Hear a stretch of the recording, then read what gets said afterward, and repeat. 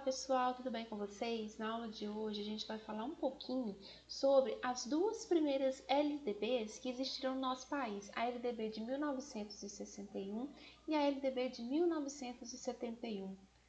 A base para essa aula foi o capítulo 1 do livro A Lei da Educação, LDB, Trajetórias, Limites e Perspectivas, do professor Demerval Saviani. Esse texto está disponibilizado para vocês logo abaixo no Siga. Então, para começar a nossa conversa de hoje, e relembrando o que a gente falou nas aulas anteriores, sobretudo naquelas que a gente discutiu sobre a construção de um sistema nacional de educação, a gente tem que pensar que a tarefa de fixar as diretrizes e bases da educação nacional, ou seja, de estabelecer metas e parâmetros para a organização da educação, deve ser seguidos de uma determinada maneira. E para que isso ocorra, implica que se compreenda que a educação se constituiu e se desenvolveu historicamente até que ela se coloque como um problema de caráter nacional e se define a necessidade de implementar essas diretrizes e bases.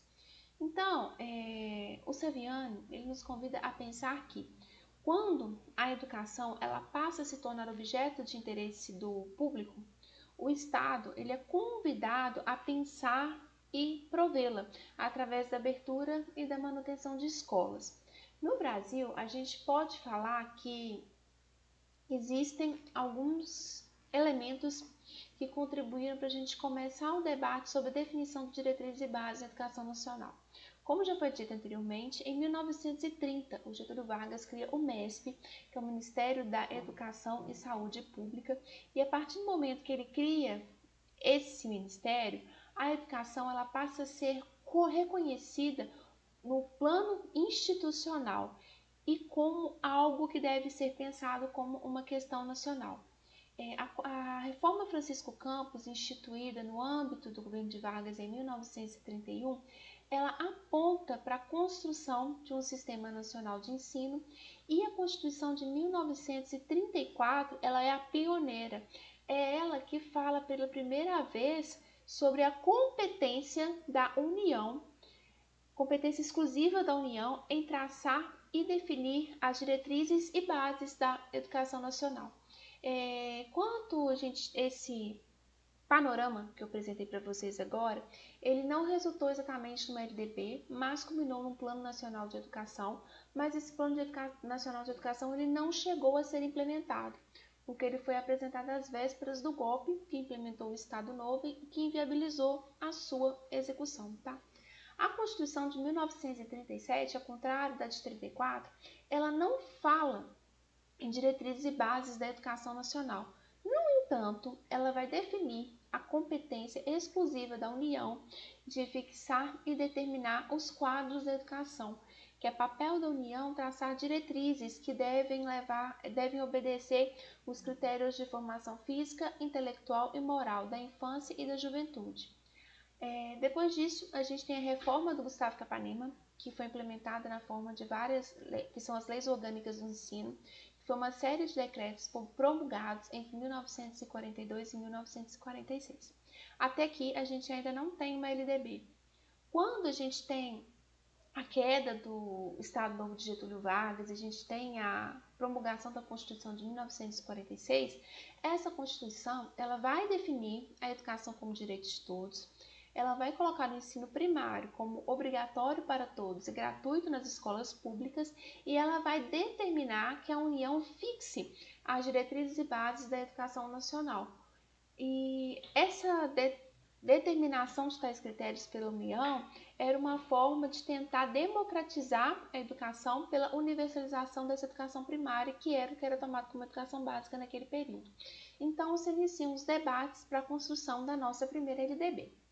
A LDB de 61 ela tem uma trajetória muito longa. Ela tramitou de 1947 a 1961. Ela entra na Câmara através do dispositivo Clemente Mariani, que é ele que constitui uma comissão composta de educadores de diversas vertentes. Lembre-se que o Brasil, nesse período, tem um debate educacional muito grande de vertentes antagônicas. uma progressista, renovadora e outra conservadora, e esse grupo iniciou os trabalhos de debate da LDB em 1947. Esses debates fomentaram um anteprojeto da LDB, que recebeu algumas modificações e foi encaminhado à Câmara em 1948. Esse projeto que chega na Câmara em 1948 foi um projeto com uma tendência muito descentralizadora, fugindo ao que era a ideia de ter uma diretriz e base de educação nacional. Era muito descentralizador e muito influenciado pela Associação Brasileira de Educação, que nesse momento tem uma pegada muito conservadora. Em 1949, Gustavo Capanema, que tinha sido ministro do Getúlio Vargas, ele faz, enquanto deputado, ele faz um discurso da Câmara, tecendo várias críticas a esse texto da LDB que chega na Câmara em 48, e ele afirma que o projeto ele precisava de ser refundido ou emendado novamente e questiona esse caráter descentralizador que esse texto apresentado em 48 tinha. Para o Capanema, se eu estava falando em diretrizes e bases, são diretrizes e bases para um todo, e o texto apresentado em 48 não fazia isso. E o Capanema classifica esse texto como infeliz, inconstitucional e incorrigível. Esse debate leva ao arquivamento do projeto. Em 1951, é solicitado o desarquivamento do processo e ele vai tramitar na Comissão de Educação e Cultura por 5 anos e meio. Até que Carlos Lacerda, que era um representante da UDN, ele se interessa por essa causa da LDB por uma motivação político-partidária e se manifesta na Câmara pedindo a aprovação do projeto. Em 1955, ele toma a iniciativa de reconstruir o projeto da LDB e ele propõe uma nova versão que vai chegar à Câmara em 1957, conhecido como substitutivo Carlos Lacerda. Em 1958, esse substitutivo Lacerda, ele é pedido para ele ser retirado de pauta.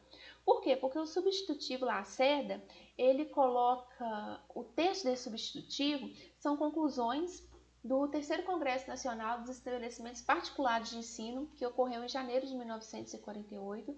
Então, é um texto que ele não pensa muito num projeto de escola pública. Esse texto do Carlos Lacerda, eles são sugestões da Associação Brasileira de Educação, que cede as pressões das escolas particulares, escolas essas que estavam muito ligadas à Igreja Católica, e quer valer os seus interesses dentro da LDB, pensando, desconsiderando as outras. Tem-se também nesse período o discurso do padre Fonseca e Silva contra a figura do Anísio Teixeira, que nesse período estava à frente do INEP, tentando tocar alguns projetos educacionais. Ele classifica o Anísio como comunista e o Dewey, pensamento do John Dewey, que é o mentor do Anísio Teixeira, como marxista, e a gente acaba vendo um embate muito grande entre escola pública e escola privada. E esse debate da LDB que estava na Câmara, ele acaba levando a uma polarização da opinião pública em 1961. Ele sai do âmbito político partidário, ele passa a envolver a sociedade civil, essa disputa que é papel do Estado, até onde a família vai, e a gente vê que fomentando, colocando fogo na discussão, a presença de partidos ideológicos da igreja e da imprensa. Então acaba que a gente vê a escola privada a favor do constitutivo do Carlos Lacerda e a área que pensa num projeto de escola pública contrário a esse texto. Em 1961 é promulgada a SLDB e o texto final acaba que, de certa forma, ele é um conciliador entre essas diferentes correntes que estavam em disputa.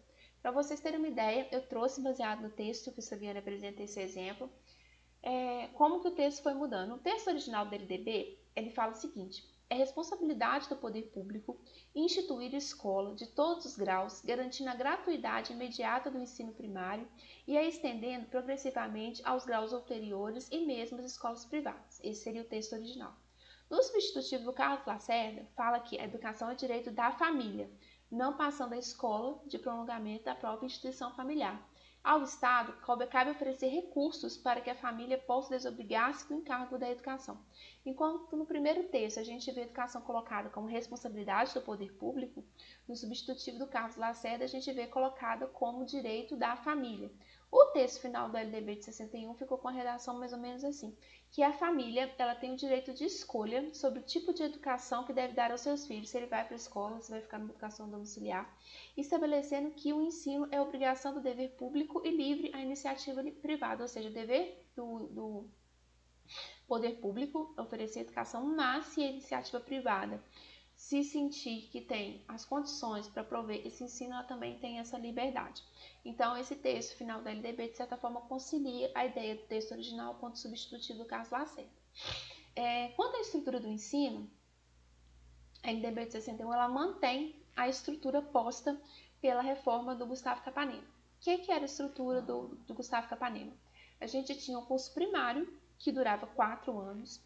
Depois do curso primário, o aluno fazia um exame de admissão que o habilitava para o ensino de grau médio. O ensino de grau médio ele tinha duração de 7 anos e ele era dividido em curso ginasial, com duração de 4 anos, e o curso colegial, com duração de 3 anos. Dentro desse curso colegial, existia ramificações. O aluno faria o secundário, o normal ou o técnico, sendo que o técnico poderia ser na área de comercial, agrícola. É interessante que vocês saibam que o único que habilitava, de acordo com a reforma do Capanema, para ingresso no ensino superior era o ensino secundário. Se o aluno fizesse normal ou técnico, ele não poderia ingressar no ensino superior. E se eu, por exemplo, tivesse no técnico, quisesse migrar para o normal, ou eu quisesse migrar para o secundário, eu não tinha uma estrutura que me possibilitasse isso. Eu tinha que começar do zero. Lembrando que nesse contexto o secundário era para a elite brasileira e o restante dos poucos, o restante da população que tinham acesso ao curso colegial ou iam para o normal ou iam para o técnico receber uma formação de cunho profissionalizante. A LDB de 61 ela mantém a mesma estrutura, só que ela flexibiliza. Através dela, não só quem tinha o secundário poderia ingressar no ensino superior. Concluído o curso de colegial de 3 anos, qualquer um poderia, e cria a possibilidade, se eu quisesse mudar dentro dos ramos apresentados no ensino colegial, eu poderia, havendo um esquema para aproveitamento de matérias, tá? Apresentada a LDB de 61, comentaremos um pouquinho da LDB de 71, é uma LDB que surge no âmbito do golpe de 64, que foi a instauração do regime ditatorial no Brasil, e a instauração desse tipo de regime levou à necessidade de algumas adequações. A LDB de 71 não é um texto novo, ela é mais um texto de ajuste, não uma mudança em tudo. Uma primeira parte dessas mudanças no ensino foi implementada pela reforma universitária, que é a Lei 5.540 de 68, que faz uma série de mudanças no ensino superior, implementa a reforma universitária e ela é muito influenciada pelos acordos MEC-USAID dos Estados Unidos que prevaleciam nesse momento. E essa reforma ela vai ser ponto de resistência estudantil. E depois de implementada a reforma universitária, na LDB, o olhar ele volta muito para o ensino primário e para o ensino secundário. Foi uma LDB que, quanto a primeira demorou anos para poder tramitar, de 71 foi muito rápida. Foi instituído um grupo de trabalho e esse grupo de trabalho trabalhou em caráter de urgência, então foi muito rápida a tramitação e sua aprovação. As principais mudanças que a gente vê no texto são, por exemplo, o currículo, na LDB de 61, cabe ao Conselho Federal de Educação ele definir quais seriam as matérias obrigatórias, um X de matérias obrigatórias. O Conselho Estadual de Educação poderia prover algumas matérias, as escolas tinham liberdade até 2 matérias. Com o LDB de 71, o currículo ele passa a contar com uma base comum e uma base sendo diversificada, sendo essa base comum obrigatória em todo o território nacional e passa a ser fixada pelo Conselho Federal de Educação. A gente já vê o caminhar para a consolidação de uma base curricular nacional comum. O tempo de duração dos cursos de primeiro e segundo grau são de 180 dias letivos. A gente vê algumas mudanças quanto ao funcionamento dos períodos letivos, da matrícula, da avaliação e prevê a possibilidade de dependência. Se você é reprovado numa disciplina, você pode cursar o esquema da dependência, que você já deve saber o que é. Tem um capítulo exclusivo falando a respeito do ensino supletivo, sobre a formação e o regime de trabalho dos professores, que já prevê a formação dos professores em nível superior, em licenciatura curta para ocupação de alguns cargos, e também a questão do curso normal, que habilitava para exercício da docência do primeiro à quarta série. A gente vê o estabelecimento do financiamento do ensino, sendo que a União ela deveria prover recursos para bolsas de estudos, ou seja, é uma coisa suplementar para tentar garantir a educação. Ela não pega a responsabilidade de si, mas tenta suplementar oferecendo bolsas de estudos, e os municípios eles devem investir no mínimo 20% no primeiro grau. A estrutura muda, ao contrário da organização do ensino, ela muda, e a gente vai ter organizado em primeiro grau e segundo grau, sendo o primeiro grau um momento de uma formação mais geral e o segundo grau uma formação mais técnica. Vamos comparar aqui. A do Capanema, a gente tinha um curso primário de 4 anos e um ensino de grau médio de 7 anos. Com a LDB de 71, o curso primário ele se funde de certa forma com o ensino de grau médio. Então a gente vai ter um primeiro grau com duração de 8 anos, que é a antiga da primeira à oitava série, e o segundo grau de 3 anos, que é do primeiro ao terceiro ano. Esse primeiro grau era uma formação mais universalista e o segundo grau previa uma profissionalização universal compulsória, ou seja, você cursar o segundo grau, você saía com uma formação profissionalizante junto, mas essa emenda é revogada 11 anos depois que ela entra em vigor, em 1982, para as escolas não terem estrutura para manter essa rede de profissionalização compulsória, tá certo? E a LDB de 71, uma das grandes tentativas dela foi o máximo de resultado com o mínimo de dispêndio, de tentar maximizar o processo, visando a eficiência e a eficácia, tá? A organização do ensino, a gente vai ter um ensino de primeiro grau de 8 anos, sendo o ingresso da criança na escola aos 7 anos, ela ficaria na escola dos 7 aos 14 anos. Para você cursar o segundo grau, obrigatoriamente você tem que ter concluído o primeiro grau, e o segundo grau poderia ter 3 ou 4 séries, e era a conclusão do segundo grau que habilitava a pessoa para poder ingressar no ensino superior. E a gente tem o supletivo, que era uma possibilidade de formação para aqueles que não concluíram a escolarização no que era tomada a idade adequada, dos 7 aos 14 anos, e essa LDB fomenta a possibilidade de escolarização de diversos meios, em sala de aula, em rádio, TV, em correspondência. Ela prevê a utilização de todos os mecanismos que possibilitassem alcançar uma maior audiência de alunos, tanto que data desse período um programa que era muito conhecido, que era o Telecurso 2000. Pesquisem, se vocês não souberem o que é, vocês pesquisem e vejam, tá? Então, a gente vê que para concluir o primeiro grau pelo supletivo, o aluno tinha que ter mais de 18 anos e o segundo grau, mais de 21 anos.